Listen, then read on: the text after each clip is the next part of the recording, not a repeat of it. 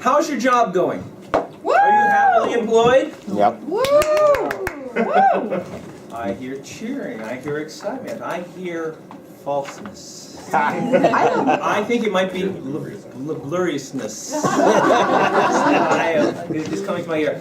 So look, we all hopefully have jobs, okay? We all go in to work every day. We do our best. We hope that the people that we work for, the company and the bosses that we work for, appreciate the value that we bring to the table.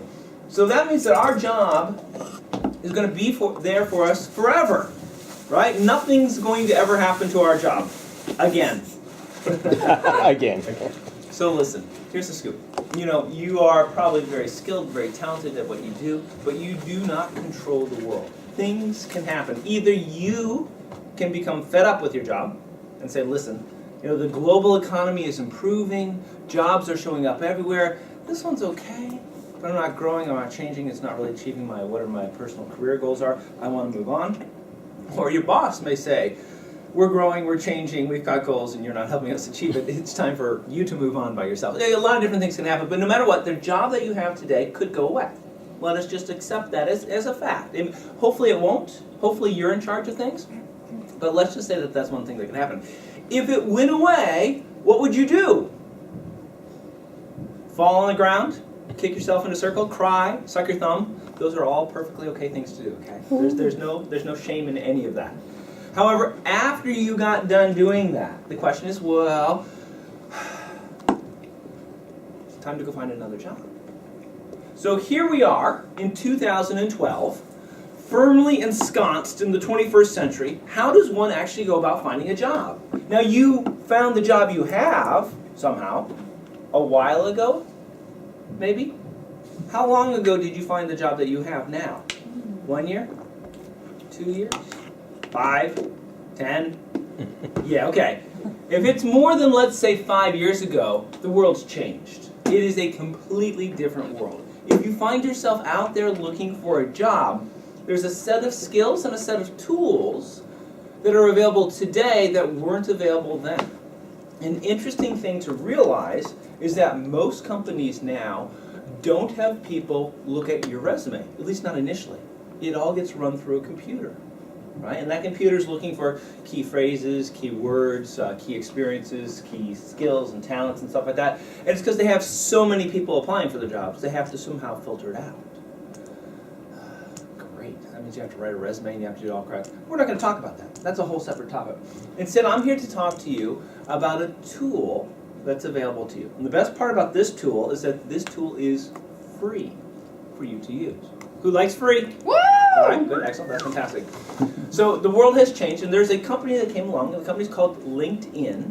I'm sure you've probably all heard about it. They had an IPO a little while ago, and in their IPO, the company was valued by the stock market people, by people who invest money, at $6 billion.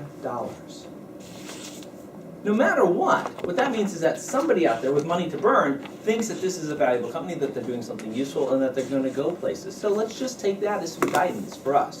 So what LinkedIn does is actually a very simple thing. It's like a social network, Facebook, but for working professionals. Okay? It says, listen, if you're in the insurance business, it seems as though you work with other people in the insurance business, you'd like to connect with them. And when you go looking for your next job, it will probably be in the insurance business. So you'd like to connect with all the other people in that business. So if and when you need another job, you'd be able to do it. And that's the whole basis behind Facebook. Now, all too often people know about Facebook. And so they log on to Facebook, they discover that it's free, so they set up their account, and then they never do anything with it. So I would suspect, in the audience that I have here today, it would be fair to say, does everybody have a LinkedIn account? Mm-hmm. All right. And is everybody actively managing their LinkedIn account, at least on a weekly basis? Mm-hmm. Yeah, okay. So all right. Listen, when it comes time to go finding a new job, you're going to need that LinkedIn account. So that's what we're going to talk about here today. We're just going to talk about how you can use this powerful tool that has a great deal of complexity to it. Hopefully in my presentation to you today, I'm going to be able to get through some of that complexity and share with you some tips and techniques for how to get the most out of your LinkedIn account. Does that sound like a reasonable way to spend a little bit of time? Yes. Fantastic. So let's talk about LinkedIn. LinkedIn was launched way back in 2003. Since then, they've had 130 million people join them, create profiles, be active on it. 130 million people. That's incredible. They get 36 million visitors every single month. And LinkedIn tells us that there's a new person signing up to LinkedIn every second of every day. So clearly it's very popular. 51% of their users are male. That means 49% of them are female. So it's actually pretty evenly balanced on that. Dogs and cats. And there's studies of exactly who uses their service, and it's all self-reported, so you have to take it with a grain of salt. 30% of the people who use LinkedIn make at least $60,000. $60,000 to $100,000, and 39% of the people make more than $100,000. The only reason you really care about this is because people who are hiring probably make more money. You're thinking of business owners and stuff like that, and there's a ton of them using LinkedIn. It's the second largest social network behind Facebook. Take that, Twitter. Okay. And they've got a lot of senior executives, et cetera, et cetera. Pretty much all the Fortune 500 companies are represented and stuff like that. There are no games.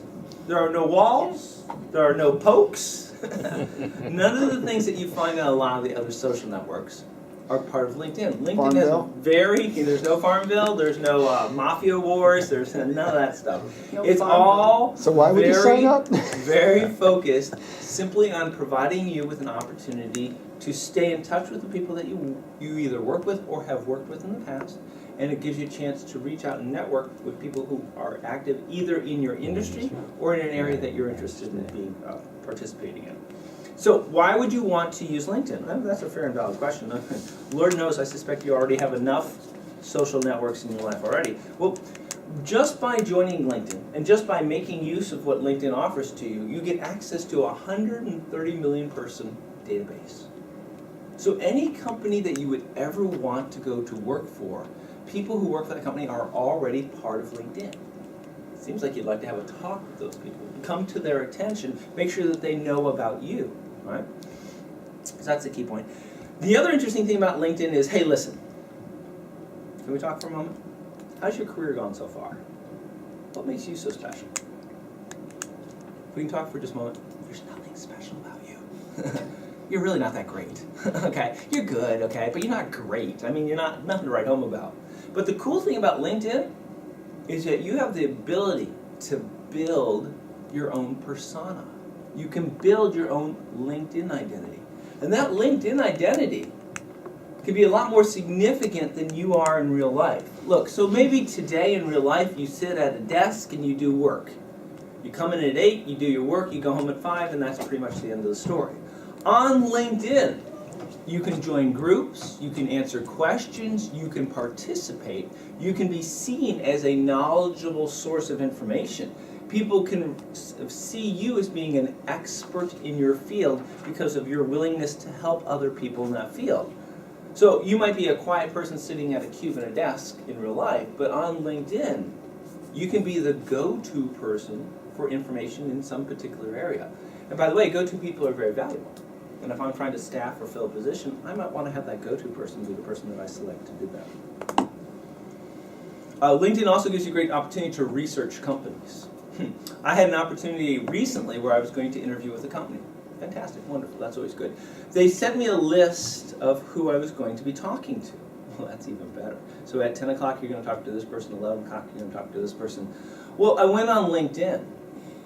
It turns out they all had LinkedIn profiles. Well, how handy. So what's interesting is I had a photo, because they'd filled that part out, I had a photo of each person that I was going to be meeting with. Not the biggest thing in the world, but just think about it. If you're going to have a meeting with somebody, isn't it sort of helpful if you know what they look like?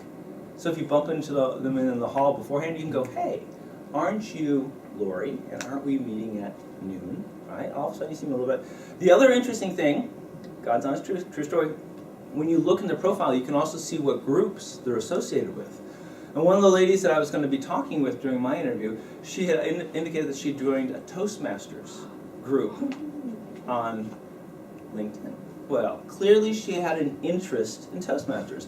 So during our discussion, I happened to casually, by the way, mention that I was part of Toastmasters, and it was an instant recognition on our part. Oh, I did Toastmasters about a year ago.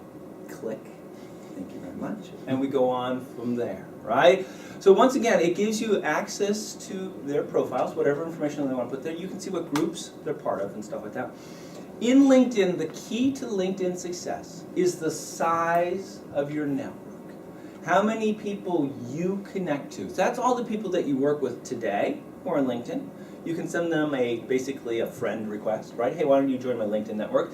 It's everybody you've ever worked with in your entire career, or went to school with, or even know, right? Mm-hmm. So how big is your LinkedIn network online right now? 10? 100 people. Maybe 2?